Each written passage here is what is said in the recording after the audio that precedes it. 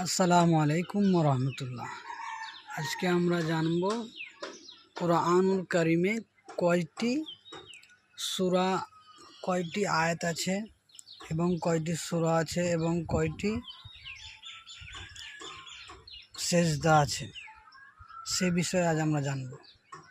কোরআনুল কারিমে মোট সূরা আছে 114টি। তার মধ্যে প্রথম সূরা হচ্ছে সূরাতুল ফাতিহা, আর 1 নম্বর সূরা, আর 114 নম্বর সূরা হচ্ছে সূরাতুন নিসা।